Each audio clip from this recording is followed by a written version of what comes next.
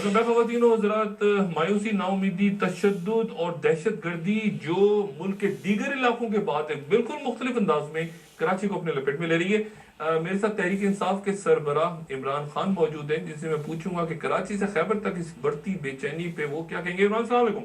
जी doctor साहब, वालेकुम सलाम। इमरान, मुल्की सियासत पे बात करने से पहले ये जो कराची में ब्लड शेड हो रहा है इमरान, इसके बारे में मैं चाहूंगा कि आप अपनी राय दें। देखिए डॉक्टर साहब, दो चीजें हैं। एक तो इसके ऊपर एक जुडिशियल इंक्वायरी होनी चाहिए कि ये हो क्या रहा है, कौन जिम्मेदार है, क्योंकि कराची के अंदर को पकड़ा कोई नहीं जाता। बड़े बड़े इंसिडेंट्स हुए हैं और आपने देखा 12 मई का, फिर मिस्टर पार्क, और कोई इसमें कोई निकलता नहीं कि इसमें एक्चुअली इसके पीछे है कौन। एक तो ये होनी चाहिए कि एक इंडिपेंडेंट जुडिशियल इंक्वायरी। और दूसरी चीज, डॉक्टर साहब आप ये बैठ ही गए हैं ना, डायलॉग ही कर रहे हैं। आप देख रहे हैं कि पीपल्स पार्टी, एनक्यूएम डायलॉग कर रहे हैं ना ये खून रोकने के लिए। तो मैं जब डायलॉग की बात करता हूँ कि ये जो हम सारे मुल्क का बेड़ा गर्क हो रहा है और ये जो फ्रंटियर और फाटा का बिल्कुल बर्बादी आ रही है, तो इसके लिए डायलॉग के लिए कहते हैं कि आप दहशतगर्दों के साथ मिल गए। यानी आपका कहना ये है कि खूरेजी रुकनी चाहिए, चाहे वो किसी भी लेवल के तहत हो, उसका रुकना जरूरी है। डॉक्टर साहब, इस वक्त मुझे ये बताएं कि पाकिस्तान की रिक्वायरमेंट सबसे बड़ी क्या है? अमन। आप फ्रंटियर में चले जाएं, लोग क्या कह रहे हैं? अमन। जो कबायली इलाके के लोग हैं, कोई बात ही नहीं कर रहा कि 40-50 लाख लोगों की जिंदगियां बर्बाद हो गई हैं, उनके खाने पीने के लिए कुछ नहीं, उनकी सड़कें बंद हो गई हैं, उनके चेक पॉइंट को टप्पों में चले गए हैं, लाखों लोग घरों से निकल गए हैं। वो अमन चाहते हैं।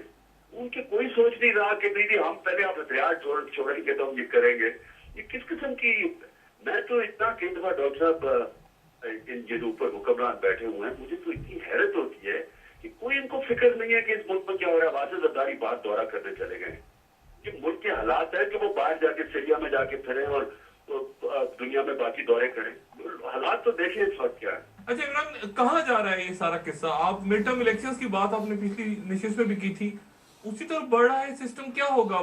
फैसला आने से पहले इतना टेम्परेचर बढ़ा दिया है इस पॉलिटिक्स में, और ये बयानबाजी खुल के हो रही है। पंजाब का दौरा शुरू होगा, वहां के असेंबली से वो कहते हैं नहीं आएगी, वो कहते हैं हम करा के दिखाएंगे वगैरह वगैरह।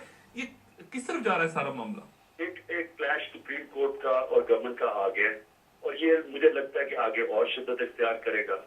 उसके बाद मैं ये पूछना चाहता हूँ कि स्वाय मिड टर्म इलेक्शन की, अगर ये सुप्रीम कोर्ट और जो लग रहा है कि गवर्नमेंट का क्लैश होगा और जो गवर्नमेंट ब्लॉक करेगी एनआरओ के लोग जो केसेस हैं और जो प्रोसिक्यूशन में वो ब्लॉक करेंगे जो नजर आ रहा है, तो उसके बाद मुझे बताएं कि जमहूरी तरीका स्वाय मिड टर्म इलेक्शन के कौन सा है? लेकिन इमरान, फिर वही बात है ना कि मिड टर्म कैसे होगा? यानी मिड टर्म की क्या डायनेमिक? असेंबली कौन डिसॉल्व करेगा? असेंबली डिसॉल्व एक मिड टर्म का तरीका रहा है ना हमेशा। 58 भी इस्तेमाल हुई, असेंबलियां टूट गई, मिड टर्म हो गए। या जावलक आ गया, या मुशर्रफ साहब आ गए, उन्होंने 90 दिन का जो कभी पूरा नहीं हुआ था। यानी मिड टर्म इलेक्शन कैसे होगा फिर कि जमहूरियत भी रहे, मिड टर्म हो जाए? इसके देखिए, सबसे पहले तो क्या एक मुल्क के अंदर डेडलॉक होगा, क्रिएट हो जाएगा, जो मुझे लगता होगा। तो जब डेडलॉक क्रिएट हो जाएगा तो मुल्क से किसी तरह तो निकल आएगा। अब इसकी कोई चीज, कोई सूरत इख्तियार कर सकती है। बार बार मैं ये कहता हूँ, जब पीपल्स पार्टी कहती है ना हमें मैंडेट मिला है, इनको मैंडेट नहीं मिला है। इनकी माइनॉरिटी गवर्नमेंट है, ये कोलिशन गवर्नमेंट है। तो कोलिशन पार्टनर्स निकल सकते हैं। अगर हालात बुरे होंगे तो वो क्यों जाएंगे कि अगर गवर्नमेंट इतनी अनपॉपुलर हो रही है, वो क्यों उसके साथ नीचे जाएंगे? एक तो वो हो सकता है। दूसरा सिनारियो, अगर ये सुप्रीम कोर्ट अगर आर्टिकल 190 है गालिबन, अगर इन्होंने ना सुप्रीम कोर्ट की बात मानी, तो वो अगर फौज को बुला लें फिर, और वो फौज अगर आएगी तो मतलब मिड टर्म इलेक्शन पे चली जाएगी। वो यही होगा ना, इंटरम करके मिड टर्म इलेक्शन। मैं आपको सिर्फ ये कह रहा हूँ कि जब डेडलॉक होगा जो नजर आ रहा है, या तो यूसुफ रजा एक बिल्कुल क्लियर लाइन ले लेते हैं कि जी एनआरओ सुप्रीम कोर्ट का फैसला है, अपने आप को ये लोग क्लियर करें।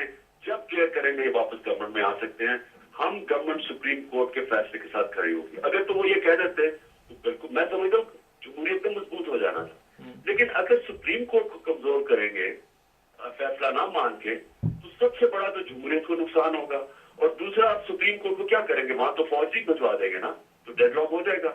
तो मैं समझता हूँ डॉक्टर साहब, इसमें मुझे तो कोई और रास्ता नहीं नजर आ रहा मिड टर्म इलेक्शन के। इमरान, आपने कहा कि मिड टर्म करवाने के लिए फौज आएगी सुप्रीम कोर्ट की मदद करने, और फिर मैंने तो ये कहा कि आर्टिकल 190 कहता है कि सुप्रीम कोर्ट फौज को बुला सकता है अगर उसकी अगर उसके हुक्म इम्प्लीमेंट नहीं होते क्या कर सुप्रीम कोर्ट बुला सकता है? मैं ये नहीं कह रहा हूँ बुलाएगा। लेकिन इस सूरत तो वो फिर क्या कहेंगे? वो तो ये कहेंगे कि फौज ने आके करवाया, फौज के अंडर इलेक्शन हो रहे हैं, हमने, ये भी तो बात हो सकती है। या वो उसको जमहूरियत यानी अदालत का फैसला नहीं मानते, तो फिर अदालत अगर वो इलेक्शन करवाती है फौज को बुला के, तो उसको वो कैसे मानेंगे? लेकिन डॉक्टर साहब मुझे एक बात बताएं, अगर एक अदालत का काम है अपना जो अदालत कर रही है, जो अभी एनआरओ के ऊपर एक कॉन्स्टिट्यूशनल फैसला, ये कॉन्स्टिट्यूशन के खिलाफ है, ये जो एनआरओ था ये तो साबित कर दिया ना अदालत ने, कहा ये दुनिया में किसी भी कॉन्स्टिट्यूशन के खिलाफ हो, क्योंकि फंडामेंटल राइट्स के खिलाफ है।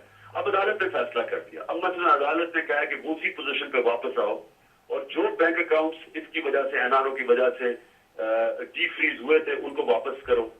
अब आसिफ जरदारी का $60 मिलियन जो स्विट्जरलैंड में था वो गबन हो गया। अब अगर अदालत इंसिस्ट करेगी जो करना चाहिए उनको, तो फिर क्या होगा? क्या ये गवर्नमेंट में दम है कि वो आसिफ जरदारी के अगेंस्ट कोई भी फैसला कर ले? क्या ये परसू करेंगे? क्या नैब ये हालात हैं या पॉलिसी? नहीं तो फिर यानी फिर इसको समझा जाए कि ज़हनी तौर पे खुद भी तैयार हैं। गिलानी साहब भी कह रहे हैं ना कि मैं भी साथ चला जाऊंगा, यानी वो फिर ज़हनी तौर पे खुद भी तैयार हो चुकी हैं कि ठीक है एक को भेजेंगे तो दूसरा भी साथ जाएगा, वो तैयार हो गए हैं ज़हनी तौर पे। मैं तो बहुत मायूस होऊंगा। मैं समझता हूँ कि अगर जमहूरियत को इन्होंने मजबूत करना है, यूसुफ रजा गिलानी को खड़ा होना चाहिए सुप्रीम कोर्ट के साथ। देखिए जमहूरियत कभी इलेक्शन में नहीं आती, जमहूरियत तो इलेक्शन तो जमहूरियत का हिस्सा है, लेकिन आजाद अदालतें और election, free and fair election, उससे आती है जमहूरियत। तो फ्री एंड फेयर इलेक्शन भी सुप्रीम कोर्ट करवाता है, और जो सुप्रीम कोर्ट गवर्नमेंट के ऊपर चेक और बैलेंसेस वो भी सुप्रीम कोर्ट रखता है, और इंडिपेंडेंट जुडिशरी रखती है। तो अगर आप इन्होंने स्टैंड ले लिया कि जी हमने ताकतवर चोर को, जो क्योंकि वो सियासी, उसको नहीं पकड़ने देना और आम बेचारा गरीब आदमी पकड़ा जाए, अब मुझे बताएं कि सुप्रीम कोर्ट क्या करेगा? अगर सुप्रीम कोर्ट पीछे हटता है तो उसकी सारी क्रेडिबिलिटी खत्म हो जाती है, अगर वो आगे जाता है तो क्लैश आ जाता है। और क्लैश का क्या मुझे बताएं, आप मुझे बताएं डॉक्टर साहब कि इससे हम कैसे निकलेंगे? अच्छा इमरान ये बताएं, यूसुफ रजा गिलानी साहब से आपके भी ताल्लुकात हैं, मैं उनका ये जुमला नहीं समझ पाया। उन्होंने कहा कि इखलाकियात का ओहदों से कोई ताल्लुक नहीं होता, मोरालिटी का कोई ताल्लुक, ये मैं समझ नहीं पाई। मैंने या शायद गलत सुना है, ये क्या बात की है उन्होंने कि यानी मॉरल वैल्यूज की, मोरालिटी का कोई लिंक नहीं होता ओहदों से? डॉक्टर साहब मैं तो एक मौलाना रूमी का एक दफा जब मौलाना रूमी से किसी ने पूछा कि कौम कैसे मरती है, तो मौलाना रूमी ने कहा कि कौम जब अच्छे और बुरे की तमीज खत्म करती है, कौम मर जाती है। मैं एक, अब हमारा बड़ा अजीम पाकिस्तानी था और कोई बाहर के मुल्क में होता तो उनको नोबेल प्राइज मिलना चाहिए था, डॉक्टर अख्तर हमीद खान, औरंगी पालक प्रोजेक्ट के जो बानी थे, बड़े जीनियस थे। उन्होंने एक दफा कहा था कि पाकिस्तान का जो प्रॉब्लम है, it's not an economic problem, it's a moral problem. यानी कि हमारा जो इससे मसले हैं ये मोरालिटी के हैं, अखलाकियात के हैं। तो जब आज आप देख लें कि डॉक्टर अख्तर हमीद खान ने क्या कहा था, मौलाना रूमी ने क्या कहा था, अगर आज हम अपनी बर्बादी की तरफ जा रहे हैं तो इसकी सबसे बड़ी वजह मोरालिटी है कि आप करप्ट लोगों को मुल्क के बड़े बड़े ओहदों पर बैठा दें। तो डॉक्टर साहब 8.58% पाकिस्तान की टैक्स कलेक्शन है, टैक्स जीडीपी रेशो है। क्यों लोग टैक्स नहीं देते? ये कौम सबसे ज्यादा खैरात देती है दुनिया में, लेकिन टैक्स नहीं देती। क्यों नहीं देती? जब आप करप्ट लोगों को ऊपर बैठा देंगे, कौन टैक्स देगा? करप्ट लोग आपका टैक्स भी खा रहे हैं, चोरी भी कर रहे हैं, करप्शन भी दुनिया में सबसे, वो मुल्क है जिधर सबसे ज्यादा तकरीबन करप्शन है। उनका पैसा भी चोरी करते हैं, उनको सहूलतें भी नहीं उनकी टैक्सेस की देते, और खुद भी टैक्स नहीं देते। तो क्यों नहीं 8.5% टैक्स जीडीपी रेशो होगा? तो ये हमारा सबसे बड़ा मसला आज ये है। इमरान बहुत शुक्रिया, इंशाल्लाह आपसे बात होती है। ख़वातीन और हज़रात, एक छोटे से वक्फे के बाद सीनियर तजज़ियाकार हारून रशीद साहब से उनकी राय।